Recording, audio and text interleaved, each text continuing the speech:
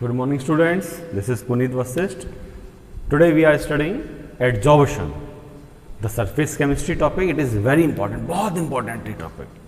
सबसे पहले जैसे हम लोग बात करते हैं कि adsorption, ठीक है, सरफेस पिछले वीडियो में हम लोगों ने प्रोडक्ट ऑफ इलेक्ट्रोलिसिस पढ़ा था, वो बहुत इंपॉर्टेंट था जो आप लोगों ने पढ़ा. आज हम लोग पढ़ेंगे एडसॉर्प्शन, सरफेस केमिस्ट्री का. समझना बहुत बढ़िया टॉपिक है और बहुत इंटरेस्टिंग चैप्टर जाने वाला है हम लोगों का. देखो सबसे पहले एडसॉर्प्शन क्या है. Adsorption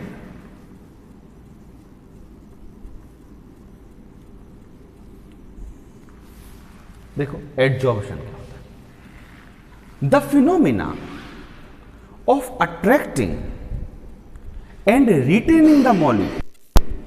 the phenomena of attracting and retaining the molecules onto its surface. surface मतलब जैसे ये एक सॉलिड है, देखो इट इज एन सॉलिड, ठीक है. अब इस सॉलिड में ये सरफेस, ये देखो जरा देखना, ये मॉलिक्यूल्स हैं, ठीक है.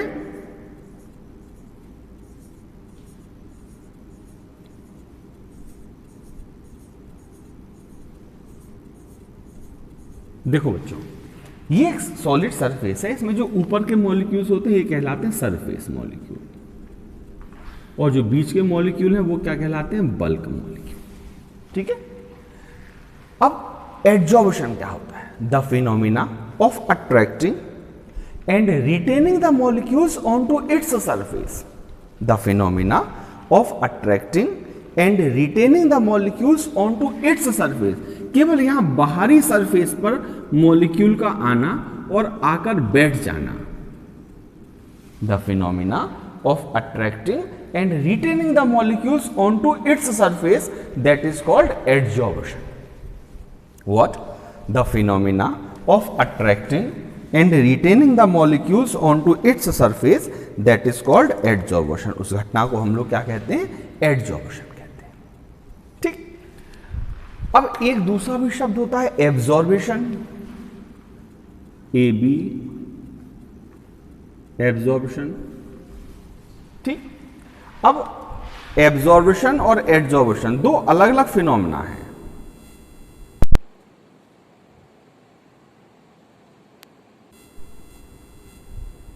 देखो एब्जॉर्बेशन, अब एब्जॉर्बेशन क्या है समझना.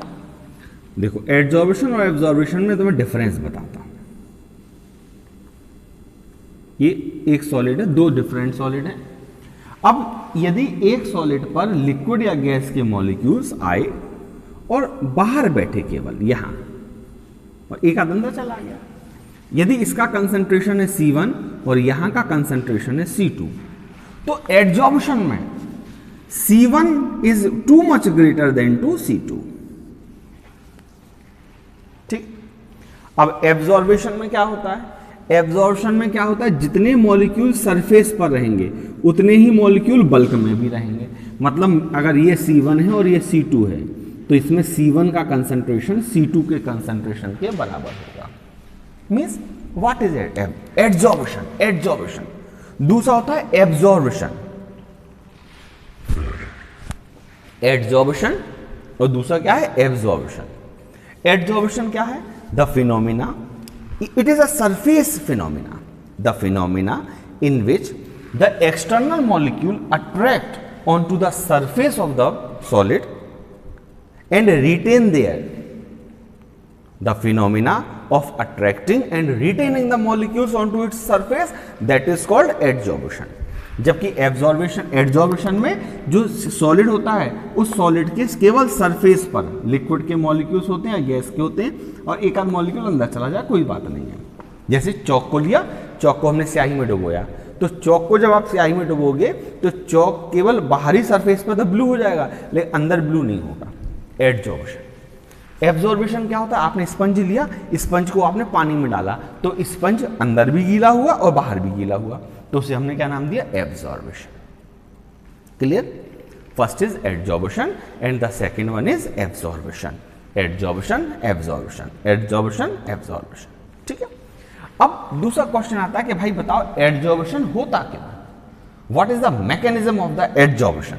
देखिए what is the mechanism of adsorption, तो एडजॉर्प्शन की मैकेनिज्म में हम लोग क्या कहते हैं, पढ़ो समझो, ये तुमने 11th में भी पढ़ा होगा सरफेस टेंशन चैप्टर में। फिर से देखो यहां पर, जो बल्क में मॉलिक्यूल्स होते हैं they experience the force from all of the directions. See दिखाई दे रहा है, जो मॉलिक्यूल बल्क में होगा, बीच में होगा, वो अपने चारों तरफ समान रूप से फोर्स ऑफ अट्रैक्शन को एक्सपीरियंस कर रहा होगा। बट जो मॉलिक्यूल सरफेस पर होते हैं, सरफेस के मॉलिक्यूल क्या एक्सपीरियंस करते हैं बताओ, सरफेस के मॉलिक्यूल केवल डाउनवर्ड डायरेक्शन में फोर्स को एक्सपीरियंस करते हैं, डाउनवर्ड डायरेक्शन फोर्स। जो सरफेस के मॉलिक्यूल होते हैं, surface molecules experience the force of attraction towards the downward direction. जो सरफेस पर मॉलिक्यूल होते हैं वो डाउनवर्ड डायरेक्शन में क्या करते हैं, फोर्स ऑफ अट्रैक्शन को एक्सपीरियंस करते हैं।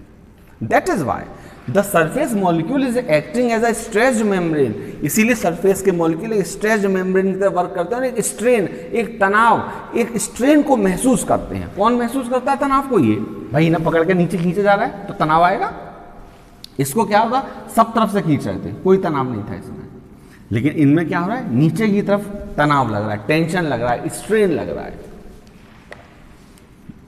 एक अनबैलेंसिंग महसूस हो रही होगी इन मॉलिक्यूल, सरफेस के मॉलिक्यूल को एक अनबैलेंसिंग महसूस होगी, अनकंफर्टेबलनेस महसूस हो रहा होगा। जैसे तुम लोग कभी पानी से भरी हुई बाल्टी उठाते हो, हाथ से उठाओ तो ये वाला हाथ ऐसे कर लेते हो ना, बाल्टी उठा के देखना भी घर पर, पानी से भरी बाल्टी उठाओगे ऐसे करके, जैसे आप ऐसा उठाओगे ये हाथ ऑटोमेटिक इधर चला जाएगा। क्यों, आप अपने आप को बैलेंस करने की कोशिश कर रहे हो। वही चीज यहां भी होती है कि जब सरफेस के मॉलिक्यूल पर डाउनवर्ड डायरेक्शन में एक फोर्स लगता है, that is why a unbalanced force is experienced and strain, एक तनाव सरफेस के मॉलिक्यूल महसूस करते हैं। इस अनबैलेंस फोर्स को कम करने के लिए, इस अनबैलेंस फोर्स को कम करने के लिए सरफेस के मॉलिक्यूल क्या करते हैं, बाहरी मॉलिक्यूल को अपनी ओर अट्रैक्ट करते हैं, आओ, और इनसे बॉन्ड बनाकर जुड़ जाते हैं। तो इससे क्या होता है, इनका अनबैलेंस फोर्स कम हो जाता है। इससे क्या होता है, इनका अनबैलेंस फोर्स कम हो जाता है। सो जैसे क्वेश्चन आता है what is the cause of adsorption, adsorption का कॉज क्या है, तो हम कहेंगे the cause of adsorption is the unbalance force. Adsorption का कॉज क्या है, अनबैलेंस फोर्स। ठीक, तो what is adsorption, the phenomena of attracting and retaining the molecules on to its surface, that is called adsorption. The phenomena of attracting and retaining the molecules on to its surface, that is called adsorption. What is the cause of adsorption? The unbalanced force. Unbalance force कहां से आए कि भाई ऐसा है, जो surface पर molecule होते हैं वो डाउनवर्ड डायरेक्शन में नीचे की तरफ क्या करते हैं, एक फोर्स ऑफ अट्रैक्शन को एक्सपीरियंस करते हैं। जब ये डाउनवर्ड डायरेक्शन में एक फोर्स ऑफ अट्रैक्शन को एक्सपीरियंस करेंगे तो क्या होगा कि जो सरफेस के मॉलिक्यूल होंगे ये एक स्ट्रेन, एक तनाव को महसूस करेंगे। उस तनाव को कम करने के लिए ये सरफेस के मॉलिक्यूल एक्सटर्नल मॉलिक्यूल को प्योर अट्रैक्ट करेंगे और अपने सरफेस पर रिटेन कर लेंगे। तो हम क्या कहेंगे, the phenomena of attracting and retaining the molecules on to its surface, that is called adsorption. इस घटना को क्या कहते हैं, एडजॉर्प्शन कहते हैं। क्लियर? अच्छा, अब बात आती है कि एडजॉर्प्शन होता कितने तरह का, what kind of adsorption is there. तो हम लोग बात करते हैं कि जो एडजॉर्प्शन होता है, adsorption are of two types. पहला होता है फिजिकल एडजॉर्प्शन और दूसरा होता है केमिकल एडजॉर्प्शन। फिजिकल एडजॉर्प्शन और केमिकल एडजॉर्प्शन। देखो फिजिकल और केमिकल एडजॉर्प्शन में मेजर डिफरेंस क्या है कि जो फिजिकल एडजॉर्प्शन होता है, पहली बात, फिजिकल एडजॉर्प्शन में वीक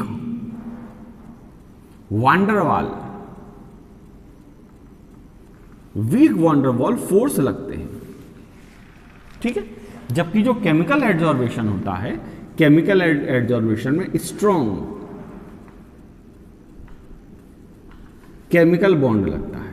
ध्यान रखना कि जो फिजिकल एडजॉर्बेशन होता है, फिजिकल एडजॉर्बेशन के लिए वीक वंडरवॉल वीक है, बहुत वीक वंडरवॉल फोर्स लगते हैं, और यहाँ पर स्ट्रॉन्ग केमिकल बॉन्ड यूज होता है केमिकल एडजॉर्बेशन के लिए। दूसरी बात, चूंकि वीक वंडरवॉल फोर्स लगते हैं तो वीक वंडरवॉल फोर्स बहुत वीक होते हैं। जब ये वीक होते हैं तो ये नॉन स्पेसिफिक होता है। नॉन स्पेसिफिक, नॉन स्पेसिफिक का मतलब कोई भी गैस किसी भी सरफेस पर एडजॉर्ब हो जाती है।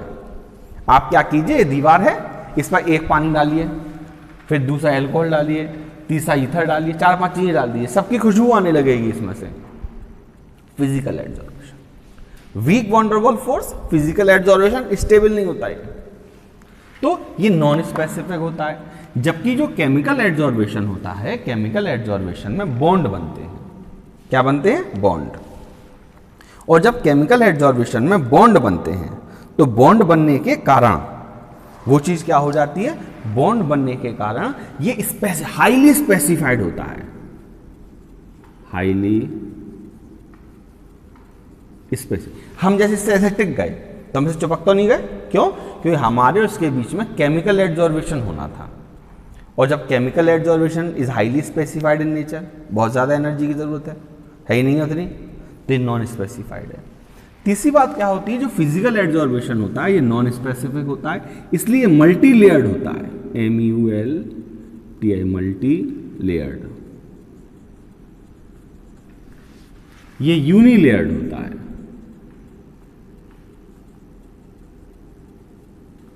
ये मल्टी लेयर्ड होता है, मतलब किसी भी सॉलिड पर कितना भी आप गैस पास आउट कर दो, वो सारी की सारी गैस उस पर क्या हो जाएंगी? एडजॉर्ब हो जाएंगी। मल्टी लेयर्ड, चाहे जितनी 5, 6, 50, 500 गैस फेंक दो आप उसके ऊपर, तो वो सब की सब जाकर उस पर क्या हो जाएंगे? एडजॉर्ब हो जाएंगे। लेकिन केमिकल एडजॉर्बेशन यूनिलेयर्ड होता है। यूनिलेयर्ड का मतलब अगर एक बार बॉन्ड बन गया तो वहां पर वो दोबारा से बॉन्ड नहीं बना सकता, वो chemical adsorption. Physical एडजॉर्बेशन multi layered है, ये यूनिलेयर्ड है। अच्छा, अब देखो, समझना बेटा, जो फिजिकल एडजॉर्बेशन होता है, अगर हम लोग फिजिकल एडजॉर्बेशन रिवर्सिबल होता है,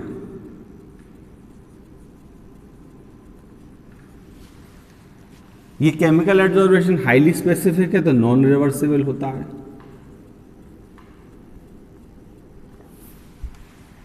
फिजिकल एडजॉर्बेशन हमारा कैसा होता है? रिवर्सिबल, और केमिकल एडजॉर्बेशन कैसा होता है? नॉन रिवर्सिबल होता है। ठीक। इसके लिए जो फिजिकल एडजॉर्बेशन होता है, चूंकि वीक वंडरवॉल फोर्स के कारण होता है, तो इसके लिए एंथैल्पी ऑफ एडजॉर्बेशन, क्या? एंथैल्पी ऑफ एडजॉर्बेशन कम जरूरत है इसके लिए। It required only 40 to 80 kilo joule per mole energy. इसके लिए 80 से 240 kilo joule per mole energy is required for the chemical adsorption. Chemical adsorption के लिए 40 से 80 kilo joule per mole energy की रिक्वायरमेंट होती है, जबकि फिजिकल एडजॉर्बेशन के लिए इतनी एनर्जी की जरूरत नहीं होती। अच्छा, टेम्परेचर का क्या इफेक्ट पड़ता है? देखो, अगर आप टेम्परेचर बढ़ाते हो, ये तो वीक वंडरवॉल फोर्स है, आपने टेम्परेचर इंक्रीज किया, टेम्परेचर इंक्रीज करते ही फिजिकल एडजॉर्बेशन कम हो जाएगा, कम हो जाएगा। क्यों?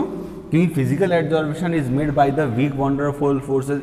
जैसे तुमने किसी भी उसको गर्म करोगे तो क्या होगा? जो गैस या लिक्विड सॉलिड पर होगा वो तेजी से रिलीज हो जाएगा। केमिकल एडजॉर्बेशन में क्या होता है? केमिकल एडजॉर्बेशन मुख्य बात है, टेम्परेचर बढ़ाने पर पहले केमिकल एडजॉर्बेशन बढ़ेगा, फिर केमिकल एडजॉर्बेशन घटेगा। ये डायरेक्ट घटेगा, लेकिन केमिकल एडजॉर्बेशन टेम्परेचर बढ़ाने पर पहले बढ़ता है फिर कम होता है। मीन्स अगर आप जनरलाइज वे में देखें तो टेम्परेचर का इफेक्ट केमिकल एडजॉर्बेशन पर क्या पड़ता है? तो टेम्परेचर बढ़ाने पर एडजॉर्बेशन कम हो जाता है। अभी हम उसको देखते हैं। पहले देखिए, हम लोग फिर से बात करेंगे फिजिकल एडजॉर्बेशन और chemical adsorption. Physical adsorption is done by the weak van der Waals forces और chemical adsorption is done by the what, strong chemical bond. Physical adsorption is non-specific in nature, it is highly specific in nature. It is the multi-layered, it is the uni-layered. ये reversible होता है, non-reversible होता है. ये reversible क्यों है? अरे जब weak van der Waals force तो जैसे गर्म किया था तो रिलीज हो गए वो, फिर आगे वापस लौट के, तो ये रिवर्सिबल, नॉन रिवर्सिबल. एक बार बॉन्ड बन गया तो बन गया, फिर नहीं बनाना बॉन्ड, इसने कह दिया हाँ भाई साहब हमारा ऑक्टेट कंप्लीट हो गया. इसके लिए 40 to 80 किलोजूल पर मोल एनर्जी जरूरत है, इसके लिए 80 to 240 किलोजूल पर मोल एनर्जी जरूरत है. टेम्परेचर बढ़ाने पर ये पहले कम हो जाएगा, ये कम होता है फिजिकल एड्जॉर्बेशन. क्यों कम होता है? क्वेश्चन आया टेम्परेचर बढ़ाने पर फिजिकल एड्जॉर्बेशन कम क्यों होता है, तो हम कहेंगे भैया जब आप टेम्परेचर बढ़ाओगे तो टेम्परेचर बढ़ाने पर फिजिकल टेम्परेचर बढ़ाने पर weak van der Waals force टूट जाएंगे आसानी से. जैसे बॉन्ड टूटेगा क्या हुआ, एड्जॉर्बेशन खत्म हो जाएगा. केमिकल एड्जॉर्बेशन टेम्परेचर बढ़ाने पर पहले बढ़ता है फिर कम होता है. अगर आपसे कोई पूछता है कि भाई what is the effect of temperature on the, ये क्या है, एड्जॉर्बेशन, तो हम कहेंगे टेम्परेचर बढ़ाने पर एड्जॉर्बेशन कम हो जाता है. क्यों कम हो जाता है? देखो, एड्जॉर्बेशन इज अ एक्सोथर्मिक फिनोमिना. क्या है? एड्जॉर्बेशन एक एक्सोथर्मिक फिनोमिना है. जैसे हमने एक सॉलिड लिया, सॉलिड पर एक गैस एड्जॉर्ब हो रही थी, एड्जॉर्ब, तो जो एड्जॉर्बेशन है ये एड्जॉर्बेशन एक्सोथर्मिक फिनोमिना है.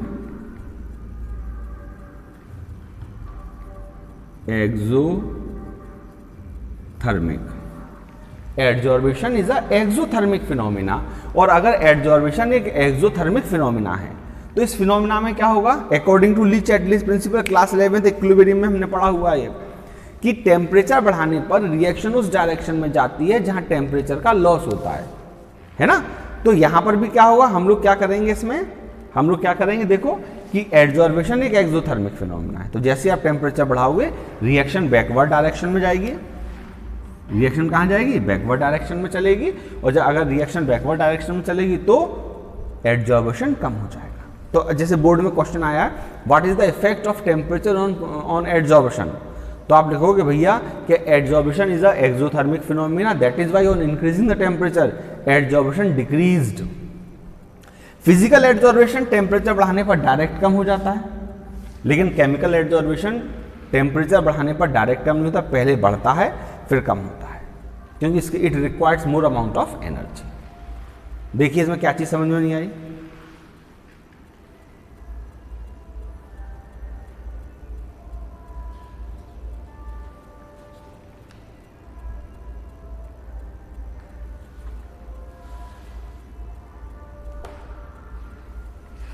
ये चीज आ गया.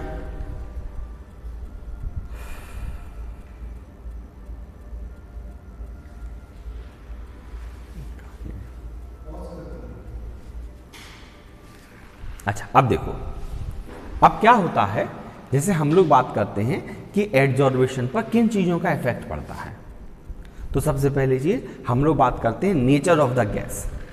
एड्जॉर्बेशन पर नेचर ऑफ गैस का बहुत ज्यादा इफेक्ट पड़ता है. समझो जरा, देखो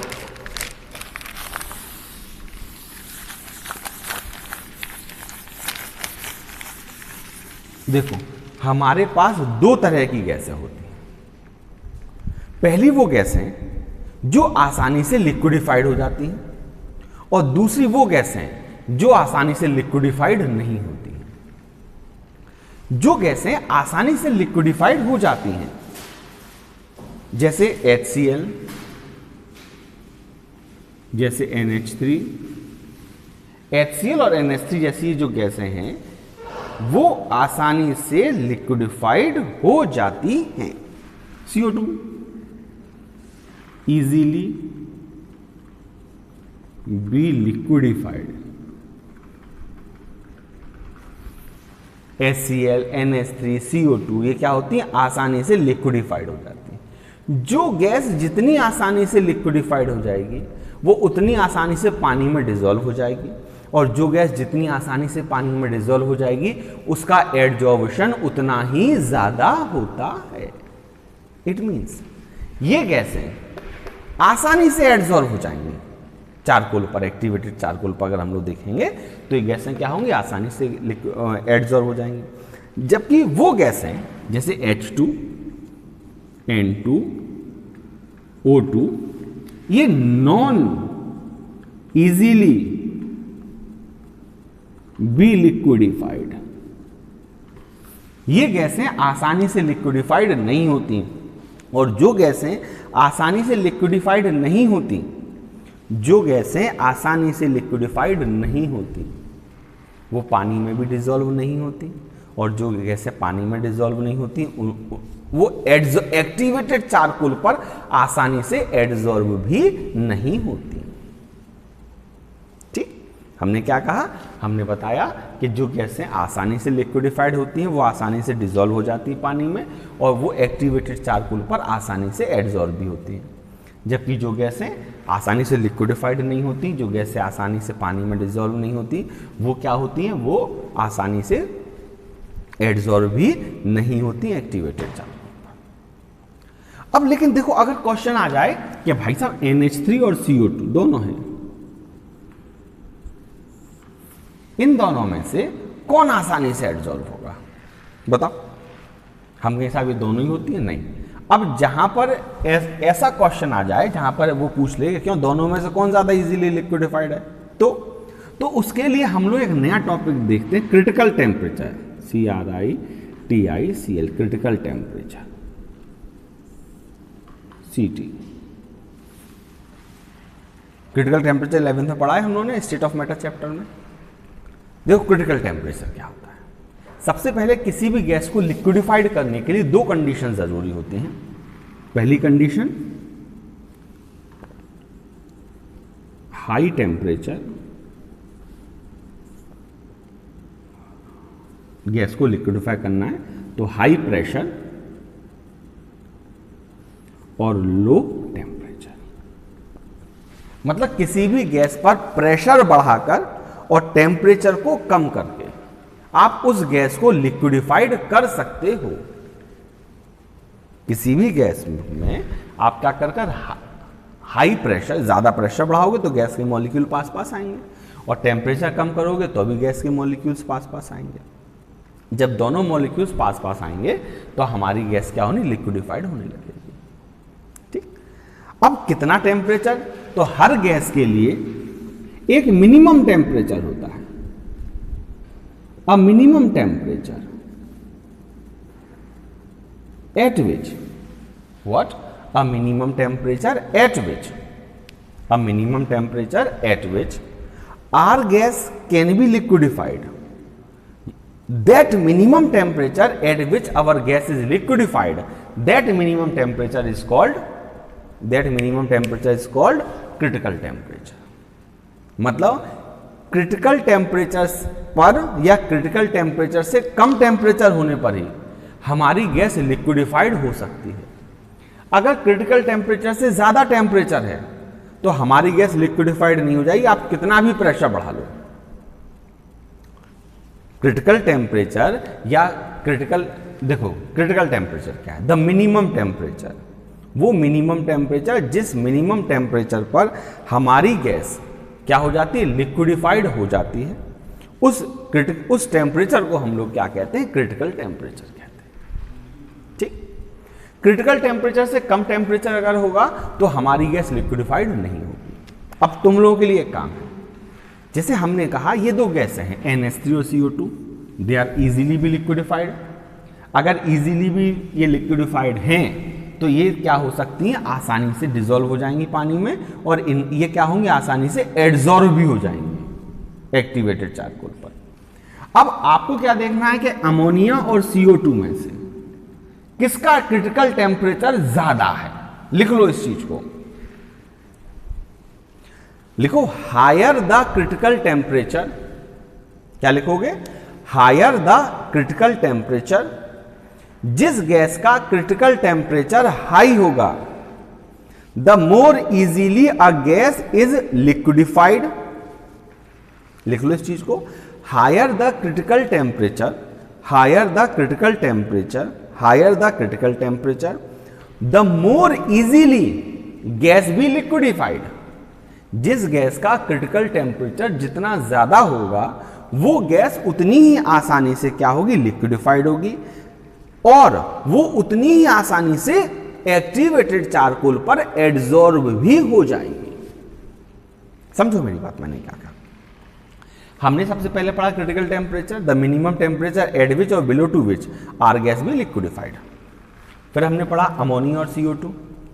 तो अब जब दोनों ही गैसें आसानी से लिक्विडिफाइड होती हैं, अब इनमें कैसे डिसाइड करेंगे, तो इसके लिए हमने कहा, इसके लिए हमने क्या बात की कि जिस गैस का क्रिटिकल टेम्परेचर ज़्यादा होगा, जिस गैस का क्रिटिकल टेम्परेचर ज़्यादा होगा वो गैस आसानी से लिक्विडिफाइड हो जाएगी, ठीक। और जिस गैस का क्रिटिकल टेम्परेचर कम होगा वो देर से लिक्विडिफाइड होगी, और जो आसानी से लिक्विडिफाइड हो जाएगी उसका क्या होगा, वो एक्टिवेटेड चारकोल पर एडसॉर्ब हो जाएगी। 2017 में ये क्वेश्चन आया है कि out of NH3 and CO2 which one is more easily be adsorb on to the activated charcoal. तो आपको क्या करना है, आपको इन दोनों के, वैसे अमोनिया ज़्यादा एडसॉर्ब हो जाती है, फिर भी आप देखिएगा, आप लोगों को क्या करना है कि दोनों के क्रिटिकल टेम्परेचर फाइंड आउट करना है। पता है दोनों इनमें से अमोनिया गैस जो है हमारी वो आसानी से लिक्विडिफाइड हो जाती है,